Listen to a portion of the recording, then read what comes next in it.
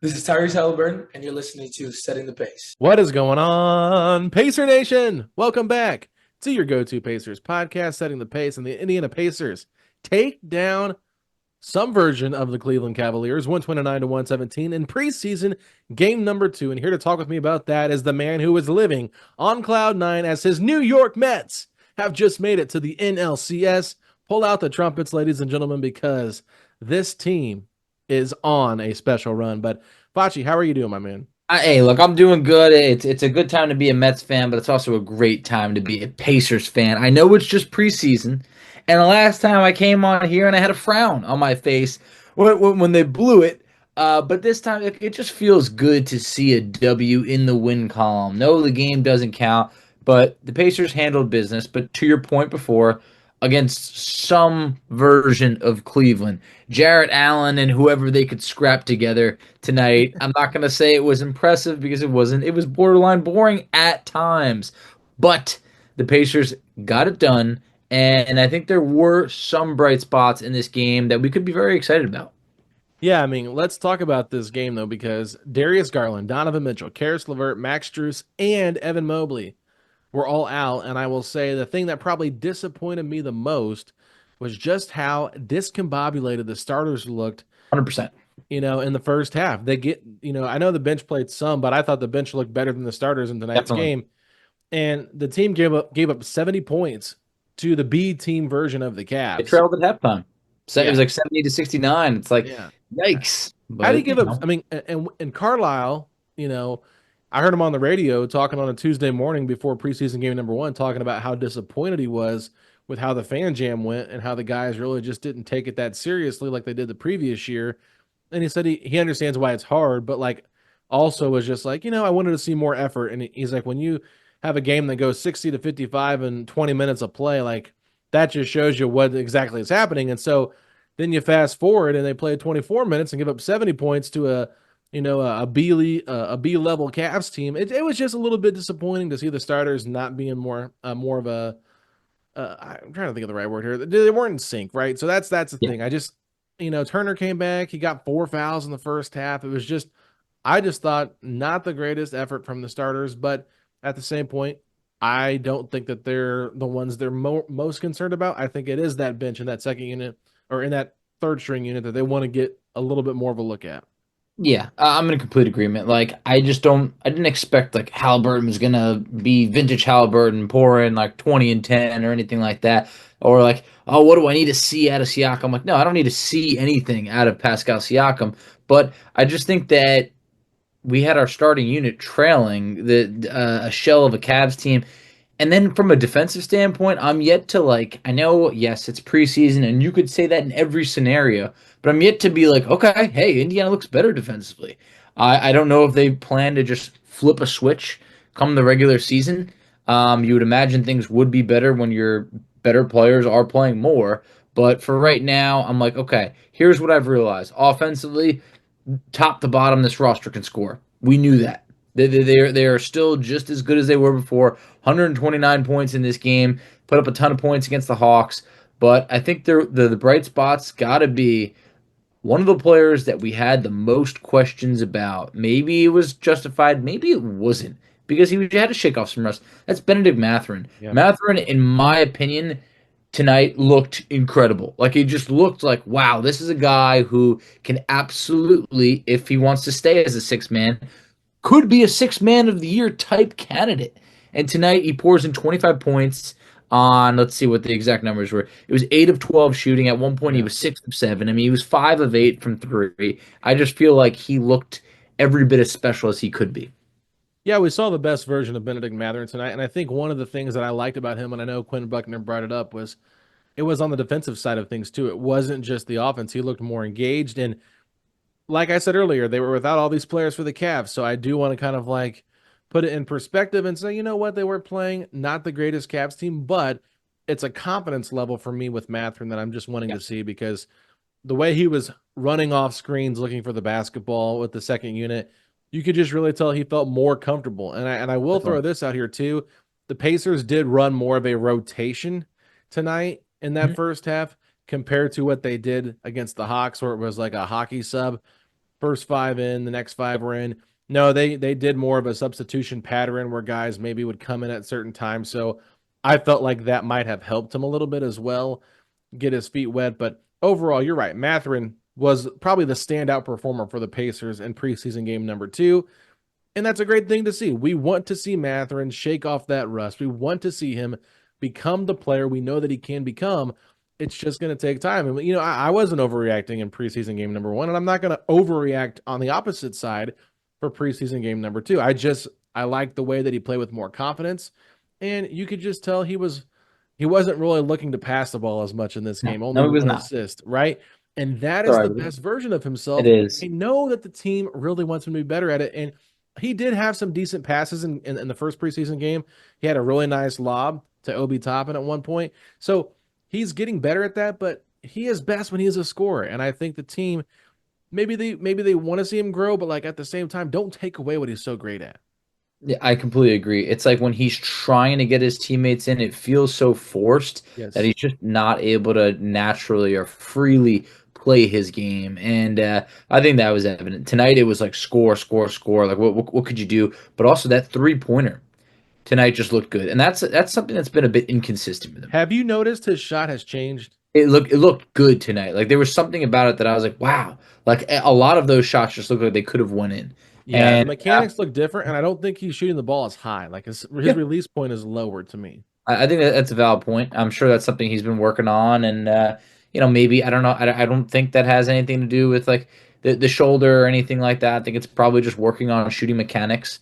And tonight it looked really good, and I think that was great. Your point on the substitutions. One thing that I wanted to point out that I liked was Jarus Walker came in the first quarter, and I feel like he just looked like he belonged tonight. Like I would love to be able to say like, hey, on a night like tonight, it looks like he could be a part of the everyday rotation because there was nothing about him that looked like, I don't know, or like he forced that too much. Like I had mentioned, last time we talked about the first preseason game, I feel like he was shooting too many threes. Like his first 4 shots were threes.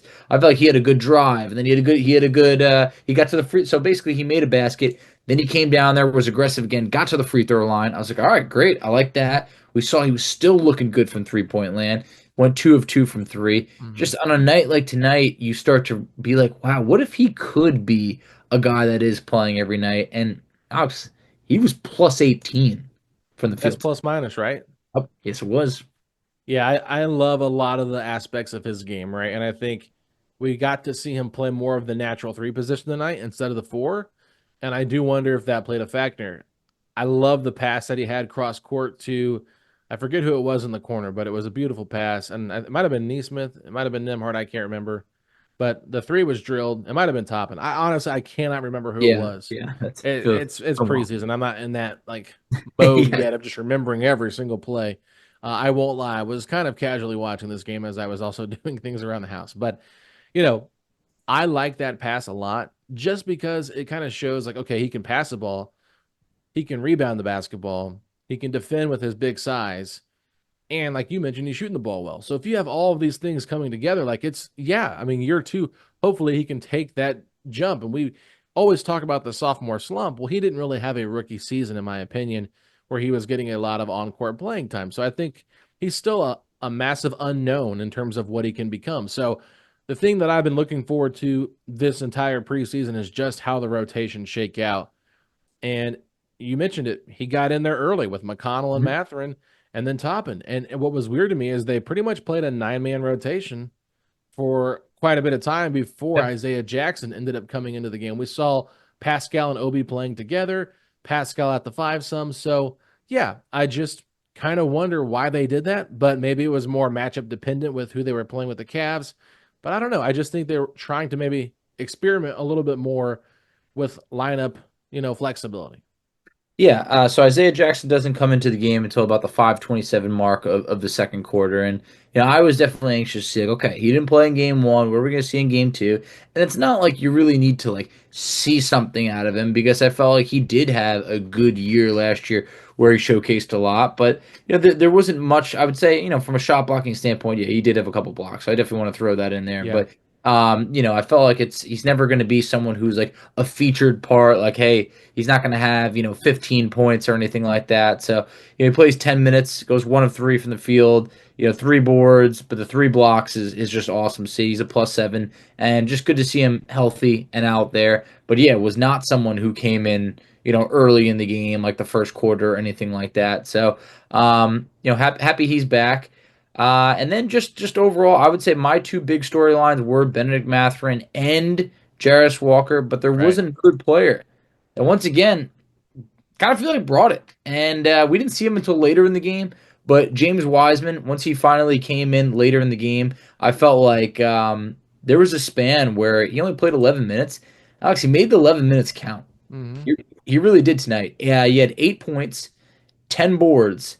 3 of them came on the offensive side of the glass. He was 4 of 6 from the field. There was a span where he scored 3 straight baskets for the Pacers. It was 2 dunks, and then he came back and he got another like lay-in, and it's like an 8-footer or something like that.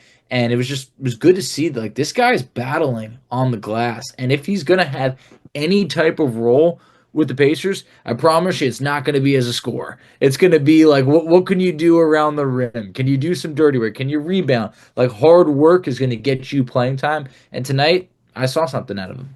Yeah, I mean, he's really trying to make the most of these opportunities, and you can just tell he looks laser focused out there to do the right Mhm. thing. And I know that he was with that third string unit, and we talked about it last episode, or the last recap that we did. We said, how would he look with that unit compared to being with the starters? And nothing really seemed to change for him. So I think that that's a good sign, and kind of prove that to us. So I'll just I'll throw this question out here to you, Facci, because I think it's very important.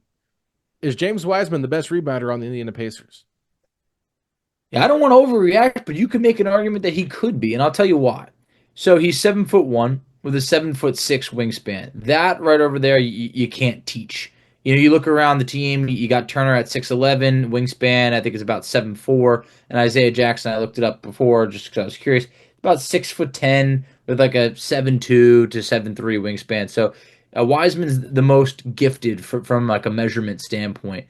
But I also just feel like if you were going to describe Turner, you could say a lot of things about him. You really could. You could say shot blocker. You could say 3-point shooter. You could say veteran. You could say loyalty. Rebounding's probably not going to be the thing that comes up fourth, fifth. It's going to take a little while before you start to throw that trade out there. Isaiah Jackson, he's going to bully you. He's going to be like a physical around the rim, but he also does have his limitations. James Wiseman is the type of player that I feel like has the natural size and maybe just has a little bit of that alertness to be able to grab an extra rebound or two. Now, on the season, is James Wiseman going to lead the Pacers in rebounding? No, he's not. But I also feel like if you needed one rebound to get, I don't know, maybe there's an argument that could be made that he might stand the best chance of getting it out of those 3. Yeah, I mean, I would say the person probably competing with him for the best rebounder on the team is Enrique Freeman. And that's not a hot take either. I don't think either of these are hot takes because a lot of the players that the Pacers have at that 4 and 5 position, they're just not known for being monster rebounders. So James Wiseman just looks so massive out there. And He did. that's what I love about him for like him. It's like he's got the size, he's got the touch, and that's why he was the 2nd overall pick in the draft, where Enrique Freeman is this kid that just wants to prove it. And so his is all out heart and hustle. And they're both going out there and really trying to prove themselves in different ways, and they have different skill sets, but they're still good at like one thing, and that's rebounding. And so, to see them both go out there and, Enrique got 9 tonight and James got 10, it is impressive. And I think that James Wiseman knows that he has an opportunity here. Do I think that he'll end up getting the backup center spots, minutes over Isaiah Jackson? I don't right now. I know that the first 2 preseason games, you probably feel encouraged by that, but I would be a little bit shocked. But I will also throw this out here.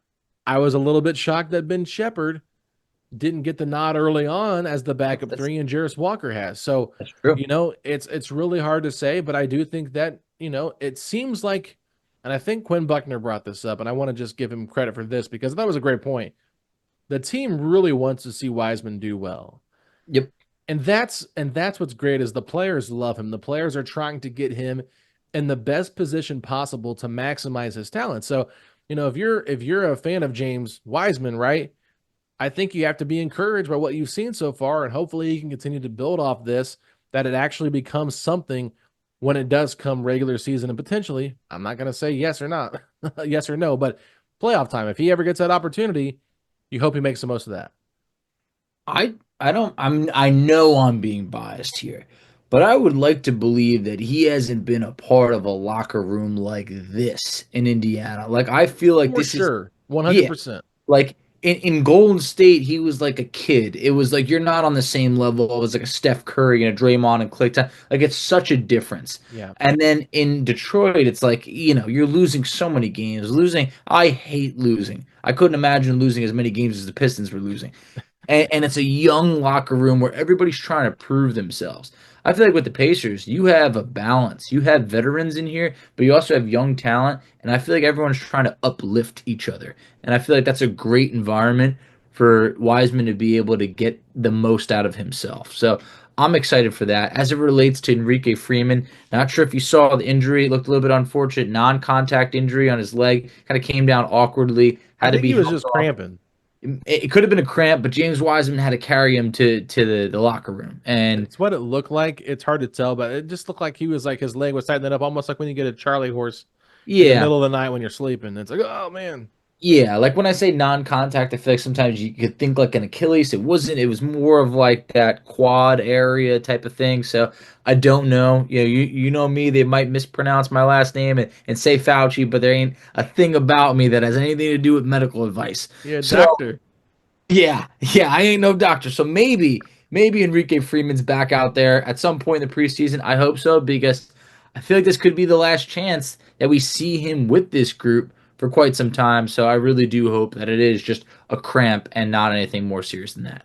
Yeah, I don't know. I mean, he did walk off on his own power. So to me, I think it was more of just like, and they were trying to get him water right there at the Yeah. bench. So I wouldn't think it's going to be anything serious. Maybe it's more serious than we're thinking it is, but or at least I'm thinking it is. But I don't know. I mean, I'm glad that he got the homecoming right because he went to Akron, and that is Yep. right, next to Cleveland. Obviously, LeBron James went to Akron as well. So I have family that lives up there, and it's 5-10 minutes away from Cleveland, 15 minutes away. So, it's really cool that he was able to go out there and put on a show tonight. I mean, he was really active all over the place, had some big buckets.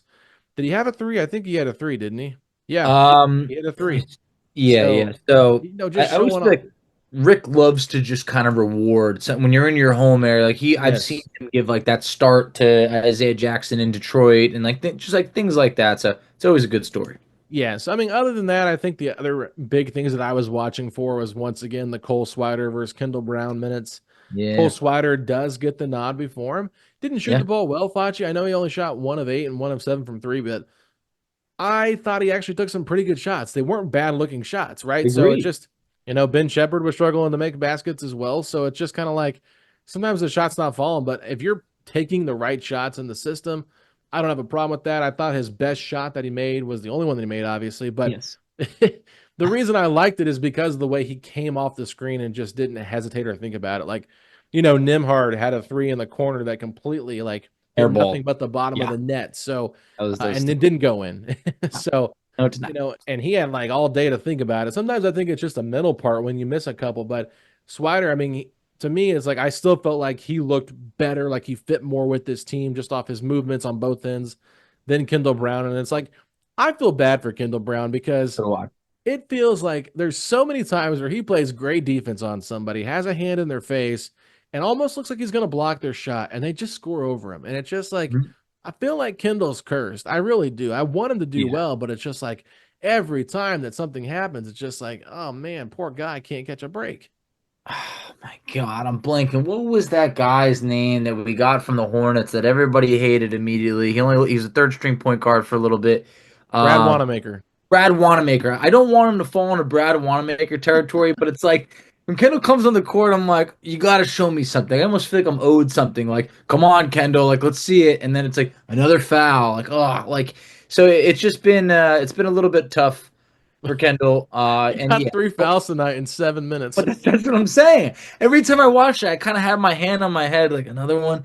And it's like Cole Swider literally went what was it? 1 of 7, 1 of 8. It was 1 of 8, 1 from 7 one from of the field. eight, and here we are being like, but the shots look good. It's like normally you're not saying that when a guy goes 1 of 8, but I also wouldn't be surprised if Cole Swider did have like next game goes like I don't know 4 of 6 from three because it's like you could see everything looks good about the 3 point shot. It just hasn't gone in yet. But I'll tell you one thing about Cole Swider: that man is not afraid to jack up a three. He led the Pacers in shot attempts last time with 10.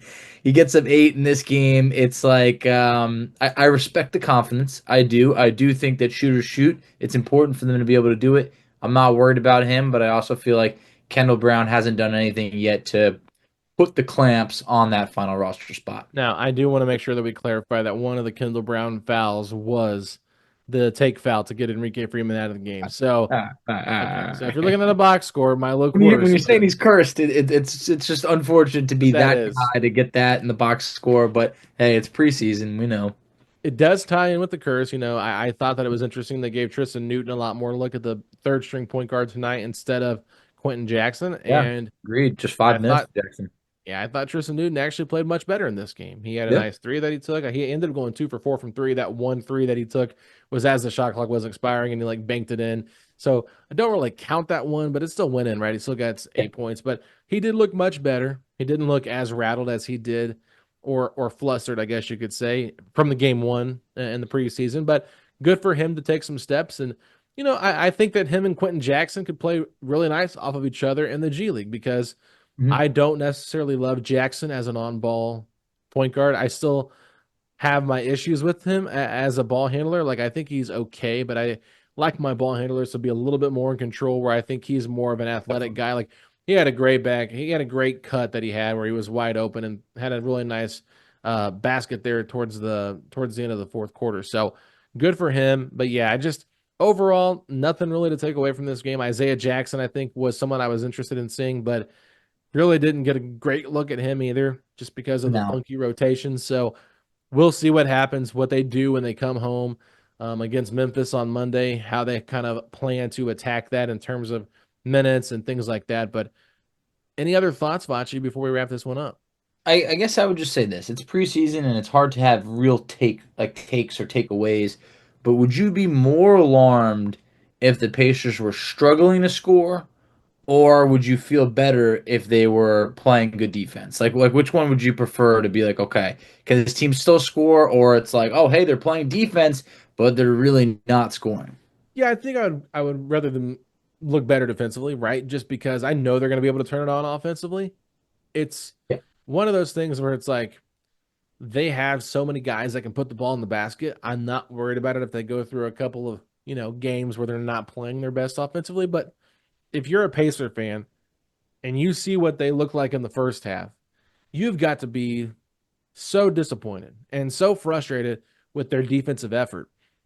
I know it's preseason, but this is the time where you use it to get better. And it's for a guy like Tyrese, Pascal, those kind of guys. Like, I noticed there was a few times, or a lot of times really, as soon as Tyrese, got beat off the dribble, it was like right there at the nail, you would see somebody pick up for him and they would switch. So I think they're trying to figure out ways to kind of utilize Tyrese defensively and be a little bit better. I know Caitlin Cooper pointed out some great stuff tonight as well about how at times they kind of fell into a zone, and maybe that's one of the wrinkles that they're going to be throwing into their defense a little bit more, is playing more zone. They had Tyrese at the bottom of the zone as well, and probably the corner. So I'm excited to see what that could potentially look like if it does help them hide him a little bit more in on-ball, situation. Just because when you're playing on-ball defense on really good fast athletes, like, it matters when you're playing against, the Ty Jeromes of the world and whoever else is out there and you're getting blown by them. That's terrible. Like, I'm sorry, but you got to be better on defense. So I think if they would have shown more promise defensively than show more promise offensively, I would have felt better. But overall, I'm not overly concerned right now. I think it's just preseason. I don't have any hot takes, right? But I'll throw the question back at you. How do you feel? Yeah, look, I definitely wanted to see them just like I want them to get used to winning, even if it's a preseason game. I want you to go out there and win it, and we've seen that in like the NFL. Like you can go 4-0 in the preseason; it means absolutely nothing. But in this situation, it was just like, hey, the Pacers lost on a game winner last time. Just come out and just Just handle business. If they had like not looked good against a shell of a Cleveland team, I wouldn't have felt bad about it, but would have been like, all right, when are we gonna like, get it together? And Yeah, I think at this point, what my takeaway from the first two preseason games is this team can continue to play fast. That's not going anywhere. And top to bottom, this roster can put up points. So absolutely. defensively, I cannot tell you right now on this date that Indiana is any better defensively than what we saw last year. But I do know that this is going to be another top two, top three offense in this league. Hopefully, the number one offense in the league. Yeah. And I will throw this out here too, because we didn't say a whole lot about Turner in his first game. Obviously, we talked about the foul trouble, but there were some plays out there where you could really tell, like, okay, defensively, this is where you need Myles at, right? Like, he did a really good job contesting shots, recovering, that kind of thing. So, I don't want to discredit Myles just because we're talking about the rebounding from other guys that are coming off the bench and third stringers and things like that, and not trying to belittle what he is. But yeah, I thought that he had some good moments defensively as well, just getting his feet wet. And I think that's kind of what this preseason's all about, is like getting the guys ready to compete against other players, then playing against each other at practice, and then getting yourself ready for the regular season. So, overall, I think it's a thumbs up to the Pacers in terms of like what we saw tonight, but then probably another thumbs up just because they got the victory, right? Like, it's more fun to watch a Pacers win. But we have a few minutes here, Facci, Oh, and I was having a conversation with somebody today when I was out about on my route for work, and we were talking about like the Mount Rushmore of mm, NFL wide receivers. And so I wanted to throw that question at you because I know you're a football fan, and I'm yeah. curious, who would you say, maybe not even like the top four of all time, but maybe just like your top four? Yeah, I think automatically, I just don't think anyone could leave Jerry Rice off of Yeah, I that. think I he's think, number one. yeah, he's got to be number one. I think even when you talk about football players in general, I think he could have a good argument of being on the Mount Rushmore. Typically, that might go to quarterbacks, but he deserves that. Anyway, you got Jerry Rice. Randy Moss, I think, has to be on there. Yep. I think Randy Moss, if he had his head together, could have been. I mean, he was already a Hall of Famer and an all-time great, but he could have been even more special.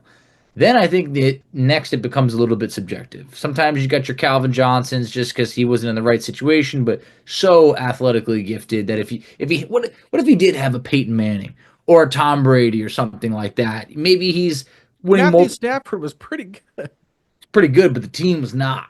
I mean No, but he retired so early. he did because I think he was also similar to Barry Sanders, just kind of fed up with losing and like, all right, you know what? Detroit, My body's man. getting beat up. Yeah, Detroit will do that to you, basketball or football. But I think Randy and Jerry definitely. I think after that, it's really subjective where it's like, are you a TO guy or not? Like Yeah, TO could definitely be on there. Like growing up, I did very much love Terrell Owens. I Like did too. yeah, like I really, I mean, playing in the Super Bowl after breaking his leg on not that much time off, like 2 months or so, put up over 100 yards, touchdown, like great stuff.